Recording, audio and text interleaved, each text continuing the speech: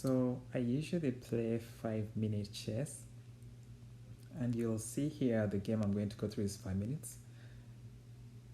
5 minutes means 5 minutes for the other player, and I also have 5 minutes on my side. So today's game is against Ikirik 1988. The player is at the top there. They are rated 1460, and I will start the game right now. I'll go to the beginning right here. I was playing as white. My name is down there, and they were playing as black. So this game I was very fortunate to win because, as you can see, it ended when we had we both had about what? I had 0.08 seconds, he had 0.04 seconds. So basically we both had minutes. So we basically both had less than 10 seconds on the clock, and it was time scramble towards the end. But I'll go to the beginning so you can see how dramatic the game was. I'll have to warn you, this is not the highest quality chess you'll get online, but I figured with other tournaments such as PogChamps going on, it doesn't hurt to go through some of these lower rated games. So I'll start here. I played d4. This is the opening I usually like to play. That's a common reply that I get from other players at my skill level. c4 usually follows. That's a book move. And taking is also common. So what happens here, usually the other player, sometimes when you attack this pawn, when I attack this pawn by pushing e5, basically the bishop on f1 is attacking the pawn there because I just opened the diagonal for it. So the black pawn, usually what maybe lower rated players do is to protect it with a b5 push. They push this other pawn here. Oh wait, I cannot move the pawns on my screen. Never mind. So in this case, my opponent did not. He played something else. So I take the pawn as I develop my bishop. Then I think he brought his bishop out here to g7. Yes. I develop my piece. He develops his pieces. I'll forward to the critical moments here. We both castle. He's going to develop his bishop. I think he was planning to maybe push my pawn or do something to develop, or bring my rook to e1. Oh yeah, get the bishop out there. He develops his bishop too. And this is the first kind of non-common move here. Before pushing that pawn, I wanted to push the pawn to e5. But I noticed that after I pushed it, so I kind of wanted to block that bishop staring down at me, but I said maybe it's not the strongest move. I haven't checked, unfortunately, what the computer recommends, so I will see after the game. So I push the pawn. He pushes his pawn too. I bring my rook, kind of a developing move. He brings his knight. Then I proceed with my pawn. So here I'm attacking his knight, and then he thought for a bit here. You see he has we both have equal time, 4 minutes and 42 seconds left. I think he used up almost 20 seconds. Yeah, almost 20 seconds to move the knight there. That was it only had 2 moves. It could either go at the front there or it could go at the back. I'm not sure why he thought long about it. Maybe he didn't see that it could move there. Now here I moved my bishop back to g3. But the computer recommends moving it all the way down back to d2 in front of the queen. So it was probably not the best move. I moved it there. He took it. Usually I take with the f pawn, but this time I wanted to take with the h pawn because I figured I'd already moved my rook from f1 to e1. And I did not want to create a weakness and then have to move my king in the corner. But as you can see later on, this will create problems for me. Anyway, so I took with that pawn. Then he brought his knight forward. And then I moved that pawn there. He took. I took. Now this would be usually this works out well for me when the king is kind of close there and this pawn is right there. Usually I can exchange it off and open that diagonal, or I can maneuver and bring a piece to for example, my knight to g5 and then to f7. Unfortunately, in this case, I didn't think about that. I was just dismayed that my pawn was blocked, and I was wondering how to open up the diagonal for my bishop on c4. So what did I do here? I think let me see. Oh yeah, it was his turn. So he pushed my bishop away. Probably he was worried about it kind of pointing towards his king. And then I moved the bishop there. I didn't want to retreat. I just kind of wanted to maybe exchange it since I felt I had a better position. Then he protected with he pushed with the pawn. And then the computer likes that move. It says it's the best move in the position, moving my knight to e4. And I think because this attacks his knight on c5, and then also does not allow him to take my bishop. If he takes my bishop here, I can just show you. If he takes my bishop like this, I can simply take his knight for free. And if we go back and he decides to take my knight, he's not necessarily attacking my bishop. I'm not going to lose the bishop because I'll just take with the bishop like this. So he will. So we'll be even. Will he be a pawn down? Yeah, he'll be a. Oh no, the pawns will be even actually. So we're all even. But the computer liked that move anyway. So then he brought his queen there. I moved my rook. Yeah, I thought here actually he was going to take this pawn because it appears to be free. But instead of moving that queen there, I thought he was going to take this pawn there. So I was worried about that. Either way, I would have brought my rook here, but he didn't do that. He brought his queen there. Okay, so I proceeded to protect the pawn. I didn't want to give it out for free. He attacked my queen. Just move the queen out of the way. Don't want to give it out for free. Not yet anyway. He brought his rook there, so I realized he wants to double up by bringing. By later bringing the rook, the other rook behind that one he just moved. So basically, if he does this, if I make some non-move like that, he'll just do this. I think that was his plan. So I decided to, I think, take control of the diagonal here. Oh no, I pushed that pawn first because I wanted to stop those 3 pawns. So basically, I think I've seen this somewhere where it's kind of useful to push this pawn to stop the advance of these pawns here on the side, that pawn or this pawn. So I did that, kind of stop them. And then he did his doubling that he wanted to do of the rooks. Yeah, that move wasn't, I guess, very good. Because I noticed he can bring his bishop there and attack my rook, then I'll have to move it away, so it's a non-move. But I still made it anyway, hoping that he wouldn't see the bishop move before I come to attack this pawn here. I'm basically putting pressure on the c6 pawn. I'm putting pressure on this pawn right there. So I can't take it yet because it has 2 defenders. So I was adding a 3rd attacker to it. My queen, my rook, and the bishop now. So what he did here was to, after I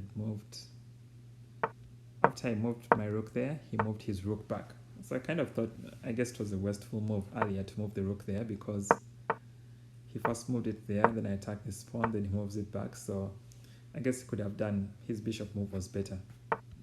This bishop move was better. Anyway, so let me proceed. So I went there.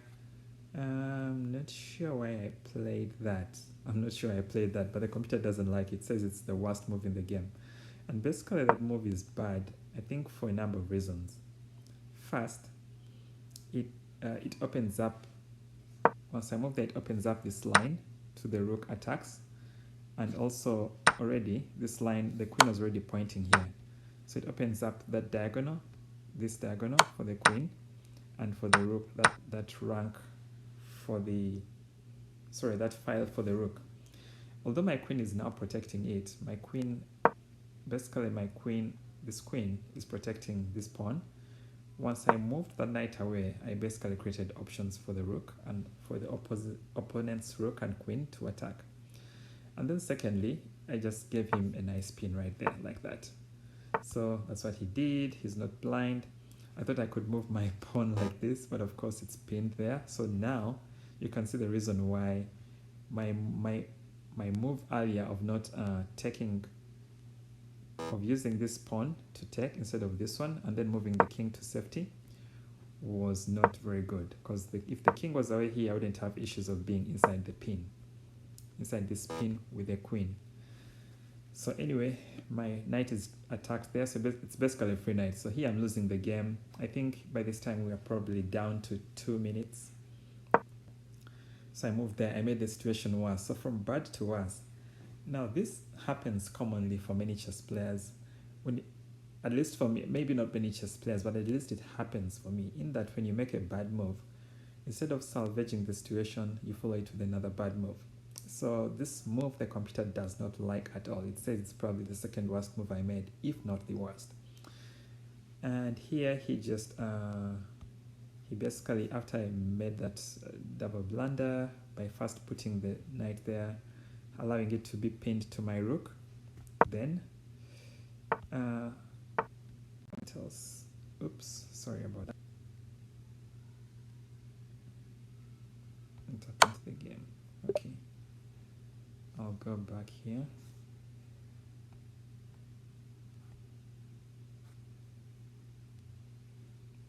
Just a second. I need to find this game again. Self-analysis.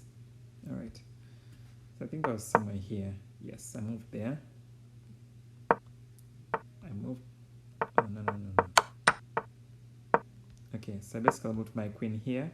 Moved more pieces into the pin. He just attacked that naturally. At this point, I realized, okay, this game is bust. I have to do something. You can see the evaluation there is saying black is up by like 4 points or 4 pawns. So basically, I'm losing. And at grandmaster level, this is a loss. So what I decided to do here was just sack the queen by doing this. Not the best move. I had better moves. In fact, here the computer recommends, I think it says, wait, was it? I think it recommends moving the queen out of the pin, maybe going back here and just letting the knight be taken. But I didn't do that, of course. Dramatic as I am, I went for that queen. So I'm down a queen now, and he's, in terms of material, basically, as you can see the evaluation, I'm down 7 pawns or 7 points. So I'm losing here. I'm just playing for my pride at this point in time.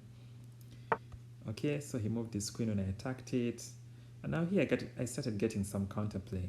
And I don't know why I hadn't seen this before, but my pawn is a nice anchor. This far up pawn is a nice anchor for pieces. So I don't know why I hadn't moved my rook there before.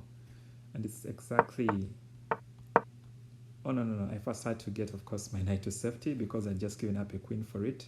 So once I did that, I don't know why he pushed here, but that move is nice. I think he was trying to do an attack here on this.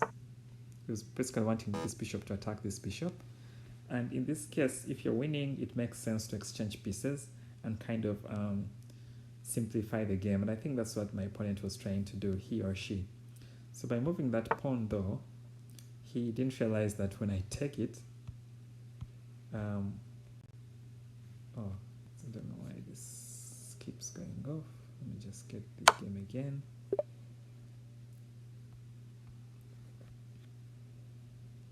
Okay.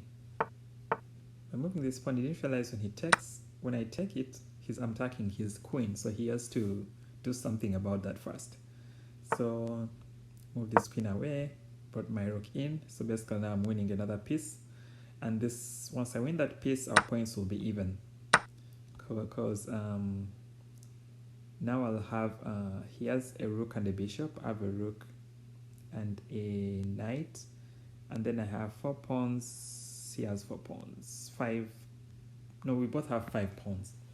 So here in this case, he's just up a pawn in terms of points.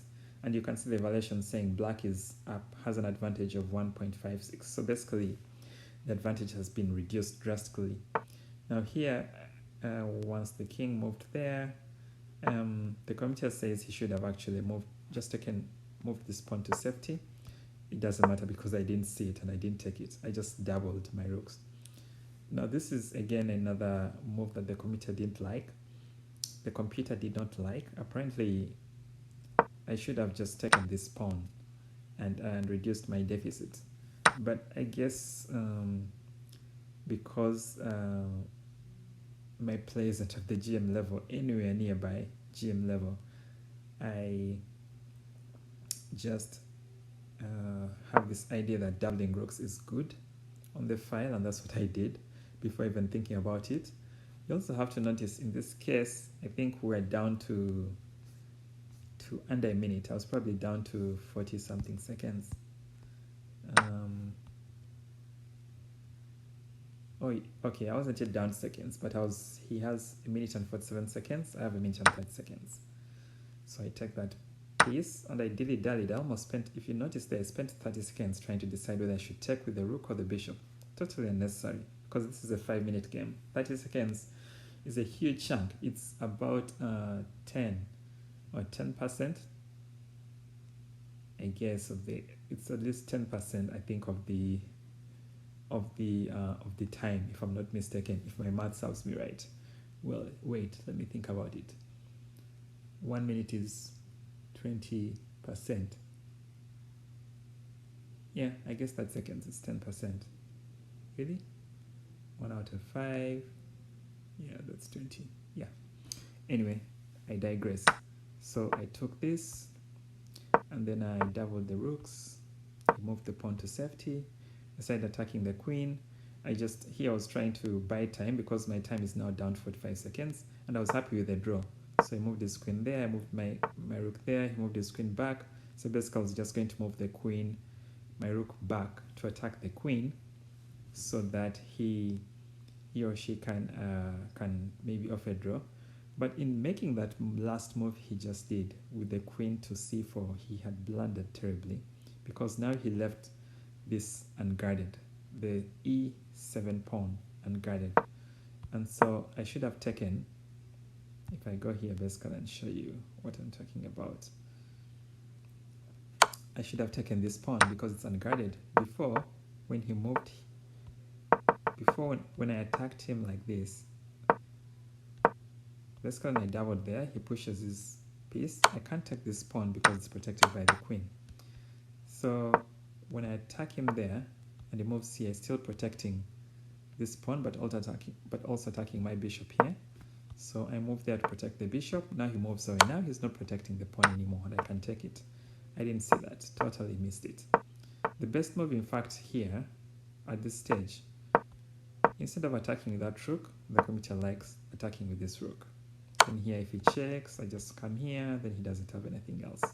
He can't bring his rook here and maneuver to come to h5 because I'll just take there.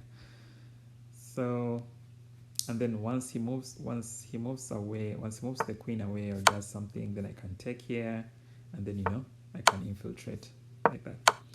Anyway, that didn't happen. It was only in my dreams, which I did not express or have at the moment. So the actual game continued this way. You can see, by the way, the valuation is now even. It's 0. The black is 0, and also white is 0. So it means the game is even. And I was happy with the draw, which was fair. Also, being that I'm low on time, it makes sense for me to look for a draw. So I missed when he moved there, and I did this. Then he moved his queen to c4. I missed that I could take this. And here the game is complicated. I'm probably winning. I don't know if I would have seen the win, but most likely I would under time pressure. So if he moves his king somewhere there, I just bring my rook, I think here, and then I plan to probably have something like this in future, or if it does, we can't even do that because I'll just take.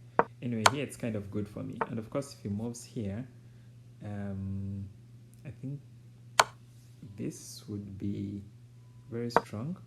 But I remember saying this actually as the strongest move because now I'm threatening going for this pawn.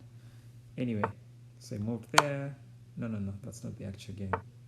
Actual game continued That's when I saw that was free. Continued that way. I almost didn't notice that this rook is unprotected now, so I was lucky to see that. Okay, I have to move it there. But basically now it's kind of, this is when I knew maybe I have a slight advantage. And you can see the valuation has jumped to 3.6 or 3.3 for white. Okay, 3.5, the computer is deciding what it is. And I just, here he checks, I move to safety.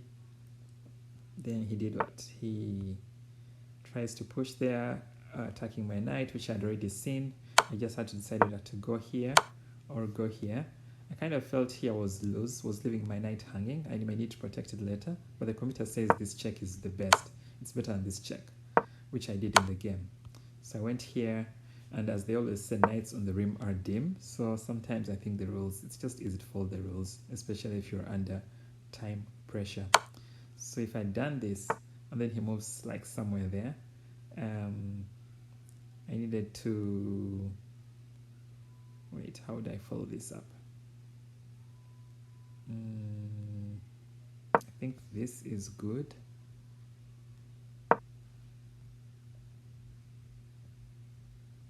Yeah, or no, that's not good, of course.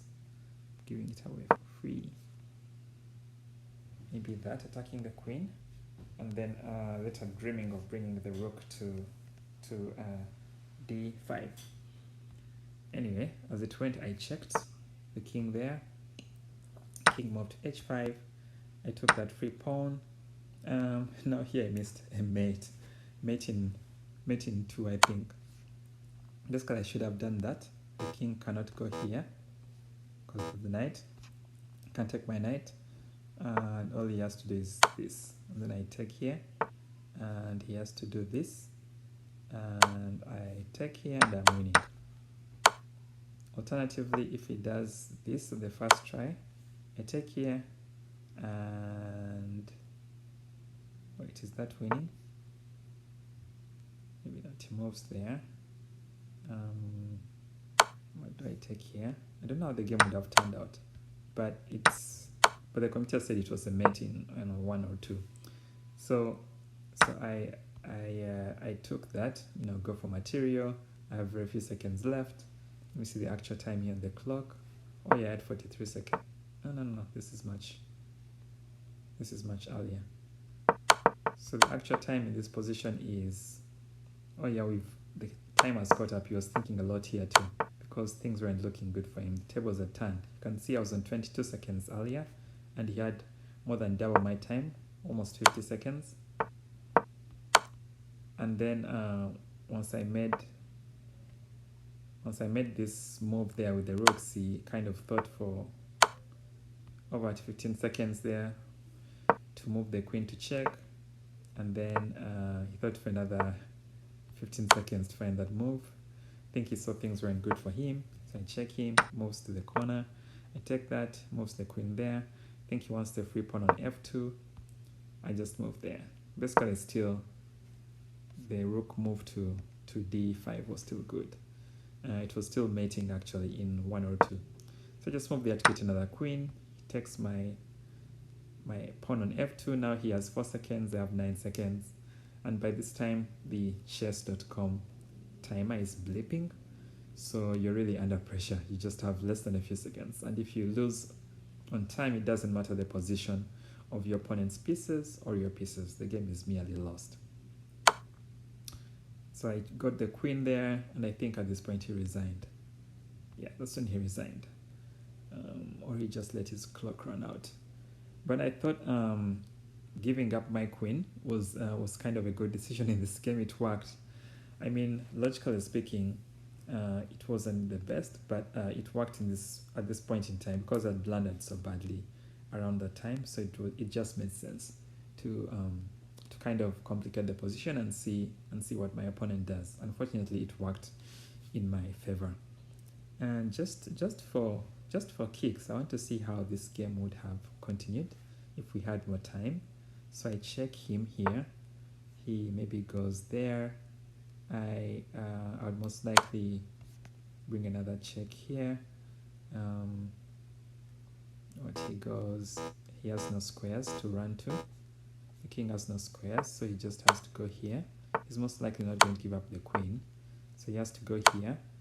I'll just take again. King has no squares to go to again, so he has to give up the queen, and I can take here. All right. Yeah, this is a win. I mean, even with my little seconds or few seconds, I would have been able to win this, at least just by shuffling my pieces around or giving him constant checks. Okay, that's it for today. Thank you for listening to my first video, and I hope you come back for more.